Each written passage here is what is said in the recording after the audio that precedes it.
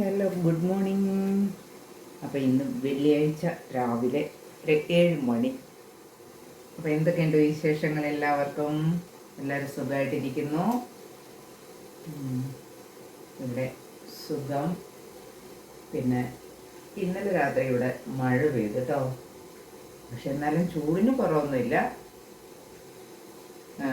പിന്നെ വേറെ എന്താണ്, അപ്പോൾ ഇന്ന് രാവിലെ കുറേ പരിപാടികളൊക്കെ ഉണ്ട്. ഇഡ്ഡലിയും സാമ്പാറുമാണ് ഇന്നത്തെ ബ്രേക്ക്ഫാസ്റ്റ്. അപ്പോൾ ഞാനൊരു ചായ വെച്ചിട്ടുണ്ട്. ചായ എന്ന് പറഞ്ഞാൽ വെറുതെ ഒരു ചായ അല്ല, ഒരു മസാല ടീയും. മസാല ടീ എന്ന് പറഞ്ഞാൽ അതിനും ഉണ്ടൊരു പ്രത്യേകത കേട്ടോ. ഇഞ്ചിയും പുതിനയും, എന്താണ് ഇതിൻ്റെയൊക്കെ പേര് പറയാൻ മറന്നു പോകാതെ ഈ ലേറ്റ് ആവുന്നു കേട്ടോ. പുതിനയും ഇഞ്ചിയാണ് ഇന്നത്തെ സ്പെഷ്യൽ. അപ്പോൾ വെള്ളമൊക്കെ തിളയ്ക്കുന്നുണ്ട്. ഞാൻ ഇഞ്ചിയും പുതിനയിലും ഇട്ടിട്ടുണ്ട്. അപ്പോൾ ചായയൊക്കെ ആവട്ടെ. അപ്പോൾ പിന്നെ ഇന്ന് വേറെ എന്താണ് വിശേഷങ്ങളൊക്കെ എല്ലാവർക്കും?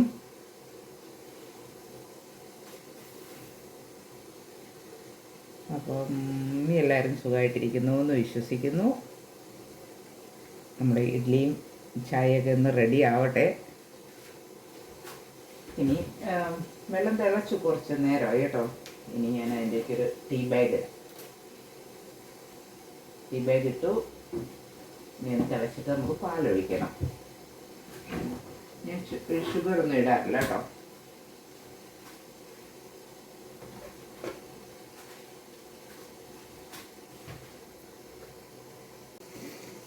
അപ്പോൾ നമ്മുടെ ചായ തിളച്ചിട്ടുണ്ട്.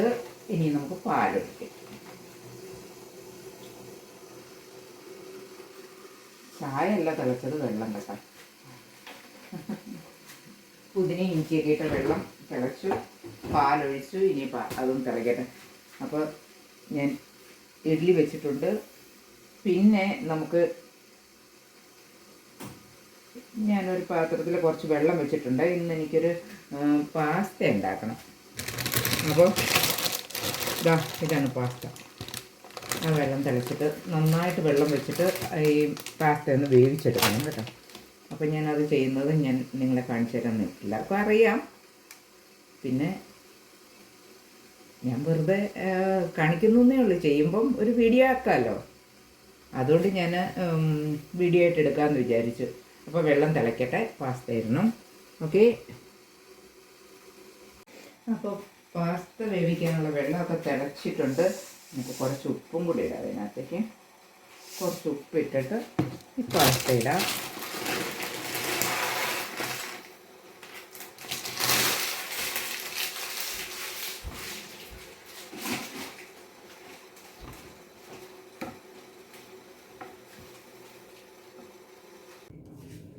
ഹലോ. അപ്പം കുടുംബത്തിലെ പുതിയൊരു അടുത്തൊരു വീഡിയോയിലേക്ക് എല്ലാവർക്കും സ്വാഗതം. ഞാൻ കുറച്ച് മൈദയും കുറച്ച് അരിപ്പൊടിയും അതിനകത്ത് കുറച്ച് ജീരകവും പിന്നെ ഇച്ചിരി ഉപ്പും ഇച്ചിരി പഞ്ചസാരയും ചേർത്തതായി ഈ പരുവത്തിൽ ഇങ്ങനെയൊന്ന് എടുത്തിട്ടുണ്ട്.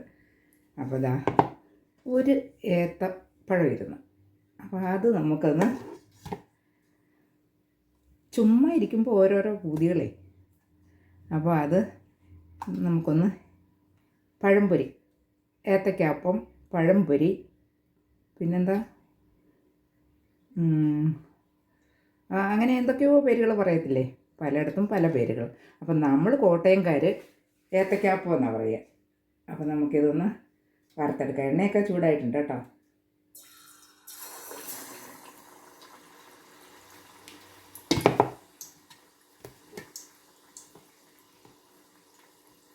വെറുതെ ഇരിക്കുമ്പോൾ ഓരോരോ ആഗ്രഹങ്ങൾ.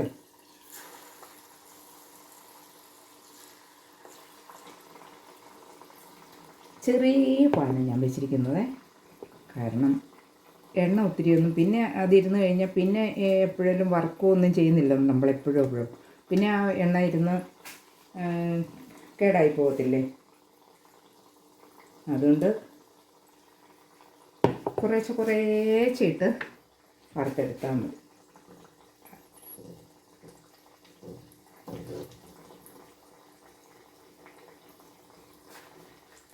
ഓക്കേ, അപ്പോൾ അതൊന്ന് മൂത്ത് വരട്ടെ.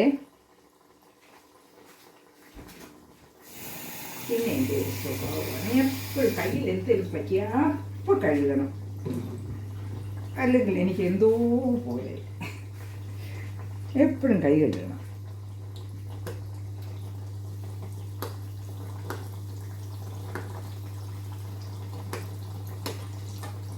പക്ഷേ വേറെ ഒരു പാനായിരുന്നെങ്കിൽ ഒരുമിച്ചങ്ങിട്ട് പരിപാടി തീർന്നേനെ.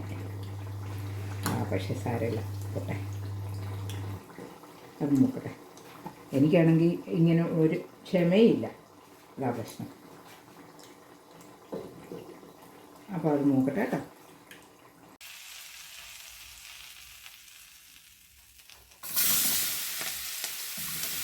ഇന്നാകെപ്പാടെ തിരക്ക് പിടിച്ചൊരു ദിവസമായിരുന്നു.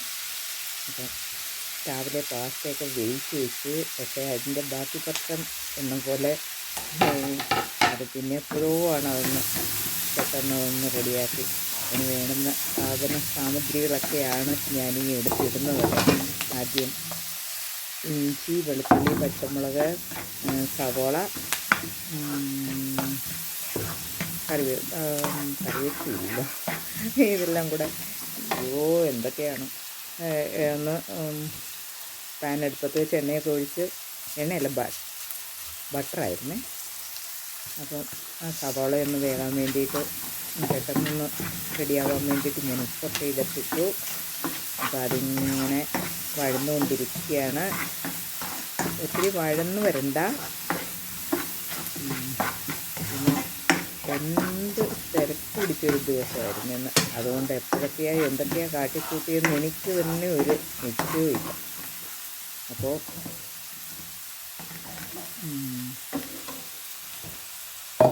അതെല്ലാം ഇങ്ങനെ വഴറ്റിയതിന് ശേഷം തക്കാളി ഇട്ടു.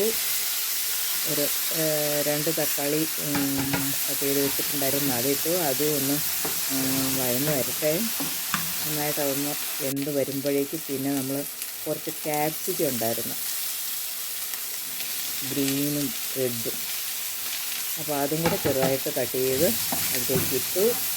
അത് അധികം വേവുകയൊന്നും ചെയ്യണ്ട, അധികം വെന്താൽ അതിനൊരു ടേസ്റ്റ് വ്യത്യാസം വരും. അതുകൊണ്ട് കുറച്ച് നമ്മളതൊന്ന് കുറച്ച് നേരം അതൊന്ന് ഇളക്കി, പിന്നെ അതിനകത്തേക്ക് കുറച്ച് മുളക് പൊടി, ഗരം മസാല, മഞ്ഞൾപ്പൊടി എല്ലാം ഇട്ട് ഒന്ന് അതിൻ്റെ ആ പച്ചമണമൊക്കെ ഒന്ന് മാറി വരുമ്പോഴേക്കും പിന്നെ നമ്മൾ ചേർക്കുന്നത്, പിന്നെ പാസ്ത ഇട്ടു. മുളക് പൊടിയും ഒക്കെ ഇട്ടല്ലോ. പിന്നെ പാസ്ത ഇട്ടു. പിന്നെ അത് കഴിഞ്ഞപ്പോഴേക്കും പച്ചമണമൊക്കെ ഒന്ന് മാറി ഇതെല്ലാം കഴിഞ്ഞ് പാസ്ത ഇട്ടു. ഇപ്പോൾ എത്ര പ്രാവശ്യം പാസ്ത ഇട്ടു അല്ലേ? ഈ പറഞ്ഞപ്പോഴൊന്നും പാസ്ത ഇട്ടില്ല. എൻ്റെ നാട്ടിൻ്റെ കുടുംബത്തുണ്ടല്ലോ ഇങ്ങനെ ഒരു പൊട്ടിയിരിക്കും. ഈ കഴിഞ്ഞ ഇടയ്ക്കെല്ലാം ഇവിടെ എല്ലാം ഗംസെല്ലാം ഇങ്ങനെ പഴുത്ത് പൊട്ടിയിരുന്നിട്ട് ആഹാരം പോലും കഴിക്കാൻ വയ്യ, ചൂട് ചായ കുടിക്കാൻ വയ്യായിരുന്നു, ഒന്നും വയ്യായിരുന്നു. അപ്പോൾ ഇപ്പോൾ അതുപോലെ നാട്ടിൻ്റെ തുമ്പത്ത്. അപ്പോൾ ഇതെല്ലാം ഇട്ട് പാസ്ത ഇട്ടു. പിന്നെയും പാസ്ത ഇട്ടില്ല.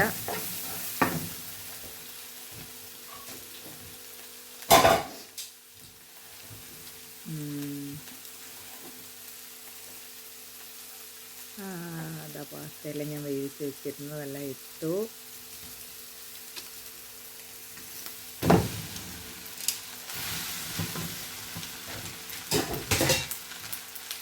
അപ്പോൾ അതെല്ലാം കൂടെ ഒന്ന് ഇളക്കി യോജിപ്പിച്ച് എല്ലായിടത്തും ഒന്ന് ആ മസാലയൊക്കെ ഒന്ന് വരാൻ വേണ്ടിയിട്ട് അത് എല്ലാം ഇളക്കിയെല്ലാം യോജിപ്പിച്ച് വെച്ചേക്കുക. പിന്നെ അത് കഴിഞ്ഞപ്പോഴത്തേന് പിന്നെ നമ്മൾ അതിനകത്തേക്ക് കുറച്ച് ഈ ചില്ലി സോസും പിന്നെ ഇച്ചിരി സോയ സോസും കൂടെ ഇട്ടു. ഇത്രയൊക്കെ ഉള്ളായിരുന്നു. അപ്പം അങ്ങനെ നമ്മുടെ പാസ്ത റെഡിയായിട്ടുണ്ട്. അപ്പോൾ ഇതുപോലെ എല്ലാവരും ഒന്ന് ട്രൈ ചെയ്ത് നോക്കും. നല്ല സൂപ്പറാണ്. എന്നെ സ്മെല്ലായിരുന്നു എന്നറിയാമോ, നല്ല സ്മെല്ലുമായിരുന്നു. അപ്പോൾ ഇതുപോലെ നിങ്ങളൊക്കെ ഒന്ന് ഉണ്ടാക്കി നോക്കൂ.